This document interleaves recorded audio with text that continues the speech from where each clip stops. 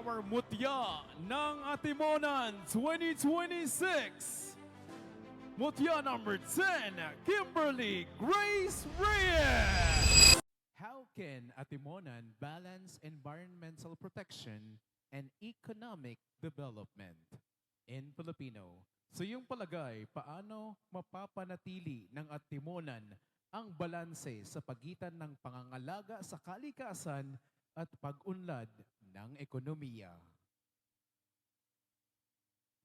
It is to support greener practices like proper waste segregation for us to be able to promote and protect our nature while creating job and promoting jobs for our fellow Atimonanans.